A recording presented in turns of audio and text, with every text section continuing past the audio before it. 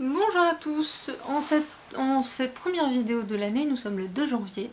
Enfin, on sera avant en fait pour moi, mais comme j'aurai pas trop le temps et sûrement pas l'énergie de faire une vidéo, du coup je vous la fais par avance, mais je vous souhaite une excellente année, tout le bonheur du monde, et ce qui pourrait vous faire plaisir, parce qu'on a chacun notre notion des choses et de ce qu'on veut. Bref, tout ce qui peut vous faire plaisir et ça suffira amplement je pense. Alors pour cette première vidéo, je voulais faire un petit quelque chose qui sort de l'ordinaire, mais je voulais pas parler statistiques, genre j'ai lu tant de livres, j'ai lu tant de pages, machin, on s'en fout complètement, soyons honnêtes. Hein. De toute façon, vous allez sur le livre addict, mes stats sont dessus. Globalement, c'est à peu près ce que j'ai lu. Après, il y a d'autres stats que j'aurais bien aimé avoir, mais pour mon compte personnel, donc voilà. Et j'ai trouvé un petit tag sur internet qui me semble sympathique, où on peut allier l'utile à l'agréable. Et en plus de ça, je pourrais me mettre à jour sur 2018 et on passe à une nouvelle année. On va dire ça comme ça. Parce que j'ai reçu en fait des livres qui n'étaient pas prévus pour fin 2018. Bref, je vous explique tout ça. Je vais essayer de pas la faire trop longue la vidéo, je vous promets rien. Alors, première question. Je vous mets le lien du tag en barre d'infos, je vous rassure. Vos 3 meilleures lectures de l'année. Alors là, je vous avoue que j'ai un peu... Enfin, je n'ai pas eu trop de mal à choisir en fait. J'ai regardé ma bibliothèque, j'ai dit oui, c'est ceux-là. Approximativement, oui, ces 3, ils font partie du top, ça c'est sûr.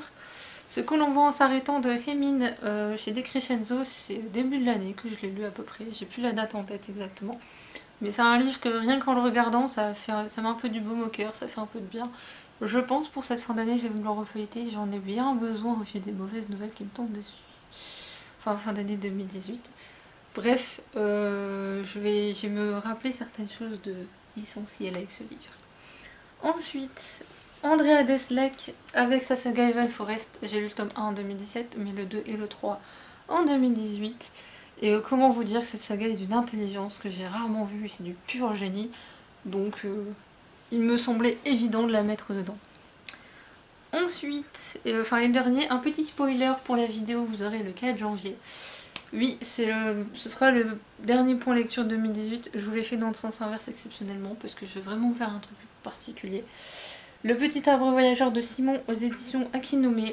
Quel que soit l'âge que vous avez, lisez-le. C'est tout ce que je vous dirai. Si vous voulez en savoir plus, il faudra attendre la prochaine vidéo. Qui sera elle un peu plus courte, je pense, que d'habitude. Vos 3 plus grandes déceptions. Alors là, c'est assez marrant parce que j'en ai que 3 justement. C'est assez drôle quand même. Gaijin de James Clavell, si je me souviens bien du nom de l'auteur. Où là je m'attendais à un truc sur le Japon médiéval et au final j'ai eu un truc un racisme épouvantable. Après au vu de l'époque c'est pas étonnant je veux dire, mais moi j'ai pas pu lire ça. On m'a dit ouais faut que tu le lises, tu vas apprendre plein de trucs sur le Japon etc. Et au final non, j'ai appris le point de vue des occidentaux sur le Japon au moment de la route de la soie et ce genre de choses. Et ouais non, c'était bref, horrible. Il y avait Sorcière malgré elle de Mero Pemalo. On a rien ici. Là, bah, ça l'a pas fait du tout. J'ai pas trouvé quelque chose à quoi me raccrocher. Je pense que pour des lecteurs qui débutent, c'est bien, mais pour des lecteurs un peu rodés, peut-être pas trop. Et le dernier, c'était Chasse à l'ange. Alors là, j'ai même plus le nom de l'auteur en tête. Je crois que c'était un auteur suédois, il me semble, ou islandais, dans ces coins-là. Et ouais, non, c'était d'une telle vulgarité, un passage d'une telle vulgarité, j'avais déjà du mal à accrocher, mais ça m'a achevé en fait. Bon, c'est pas grave, hein, ça arrive. Le meilleur roman PKJ lu cette année. Alors j'en ai lu que 3, entre guillemets, on va dire ça. Parce qu'il y en a un qui est réédité chez François Zir, c'est pour ça. Mais j'ai choisi celui-là, Wonder de R.J. Palacio, qui est juste incroyable. Je vous le recommanderai, je pense jamais assez. C'est autour du handicap et de la façon dont les gens jugent les personnes handicapées. Et aussi sur le harcèlement scolaire, forcément, puisque les enfants malheureusement reproduisent parfois les réactions des parents.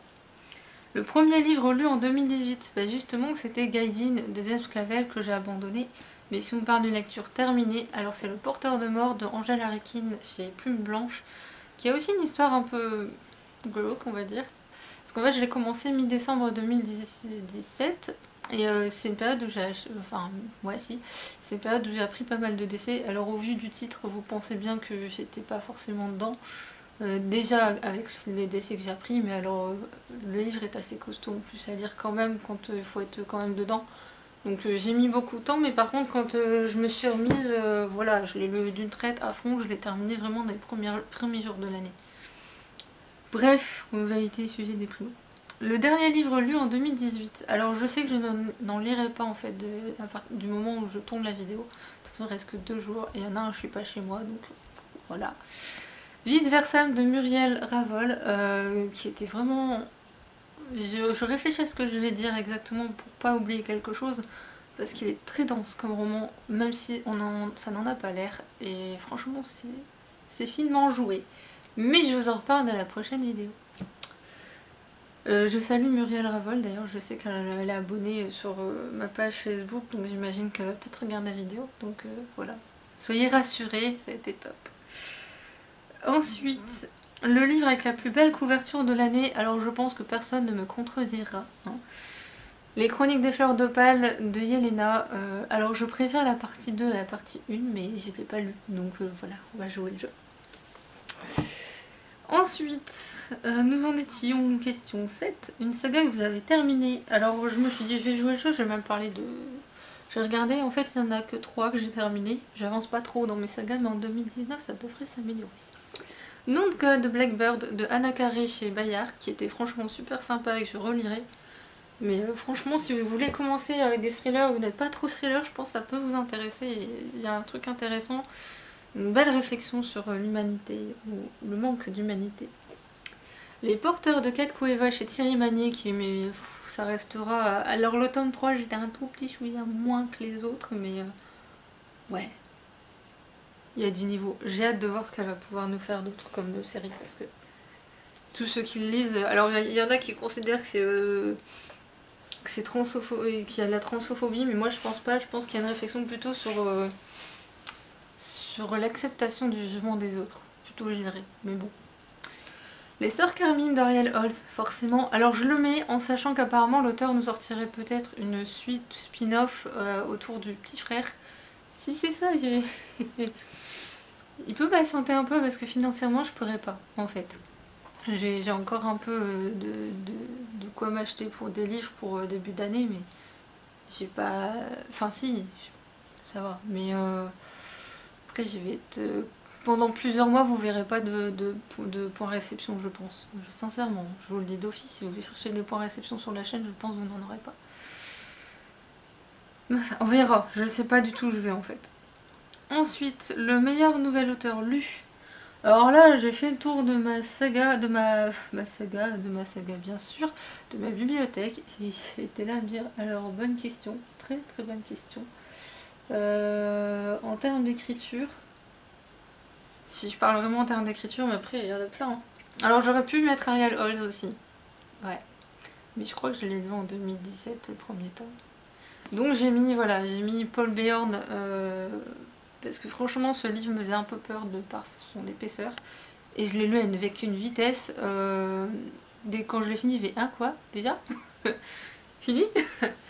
Donc ouais, et puis franchement il a une bonne écriture, il sait alterner des choses. En fait les auteurs que je voulais vraiment vous nommer, je les ai déjà lus avant en fait. Donc je peux pas vous les donner. Je regarde quelquefois que je changerai d'avis, mais en fait quand je suis attachée à un auteur, généralement enfin si, j'aime bien découvrir d'autres auteurs aussi, je dis pas, mais j'ai un peu mal, peut-être en Asie peut-être. Je n'ai pas découvert des sympas en Asie.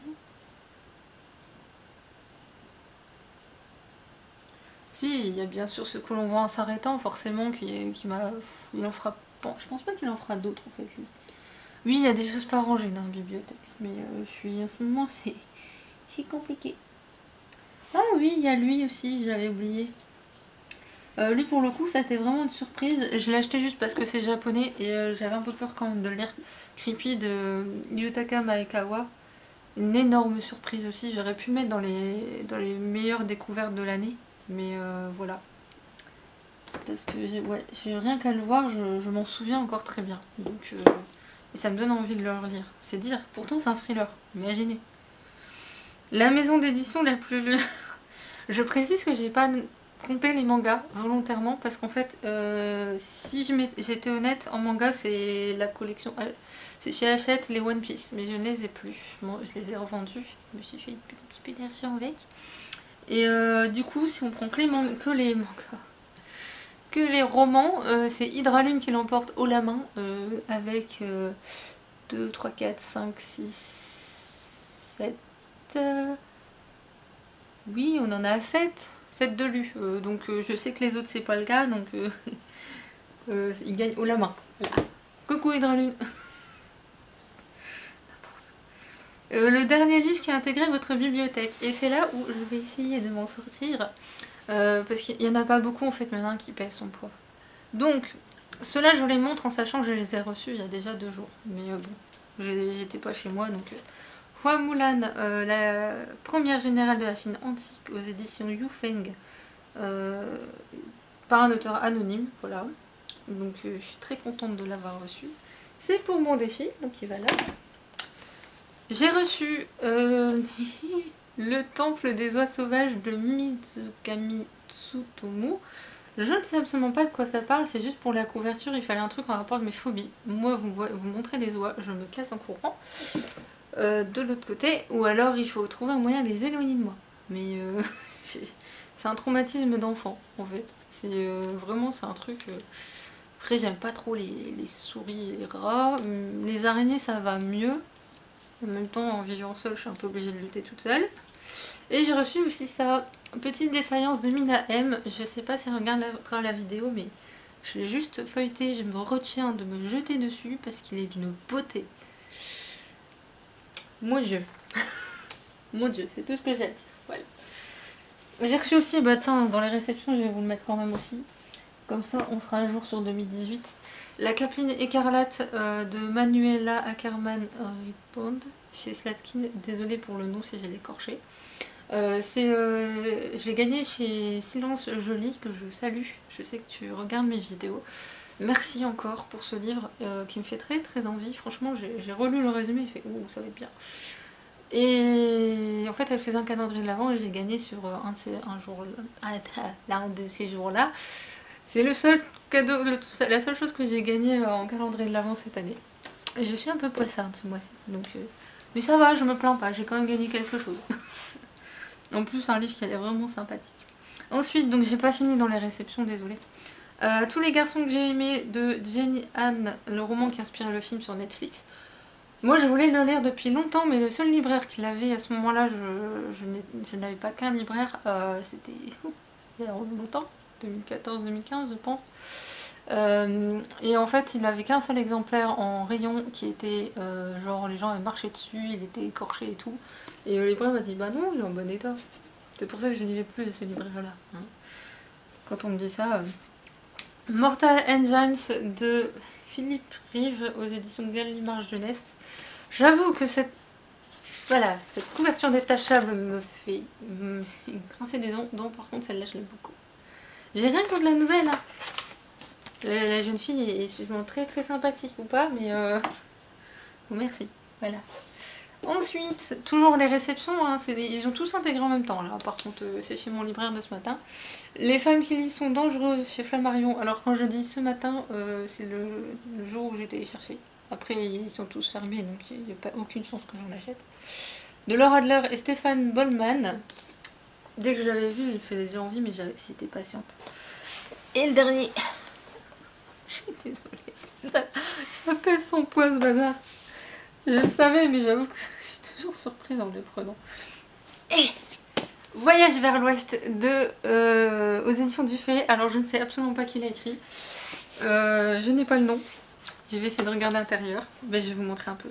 Donc là il y a le papier qui fait la promo. Donc c'est d'après l'œuvre de Wu Zhengen. Et bah, c'est tout. C'est tout. Vous n'aurez que ça. Et dedans, ça se présente comme ceci. J'espère que vous voyez bien. Je suis désolée, je peux pas faire mieux. Donc voilà. Donc là, c'est le carnet avec les personnages, je pense. Ouais. Après, vous avez une carte. Alors, je suis navrée, la carte, vous la verrez pas en entière. Qui est juste... J'oserais pas l'afficher. Moi, j'aurais trop peur de l'abîmer. Et les petits carnets sont en couleur, mes gens. Je vous dis, ça pèse. Vous voulez faire de la muscu, mais entre le dit du Genji et ça, c'est bon, vous l'avez fait. Hein. fais de la musculation avec ça. Je sais pas où je vais le ranger. En fait, si, il y a une place là en bas. Enfin, il n'y a pas de place, mais je la ferai. Donc voilà, c'était les dernières réceptions 2018, sûr et certain cette fois-ci. Parce que chaque fois que je vous tourne la vidéo, il y a une nouvelle réception en fait. Donc, mais là, ça devrait aller, je pense. Le roman que vous attendiez le plus en 2018. Et là, alors là, la bonne question. Le seul que j'attendais n'est finalement pas sorti. Et il sort en 2019, mais je vous en parle plus tard, ouais.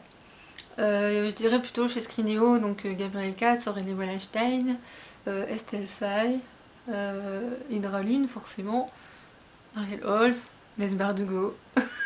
Enfin bref, c'est des auteurs que j'aime déjà beaucoup, donc forcément c'est pas très voilà, innovant pour le coup.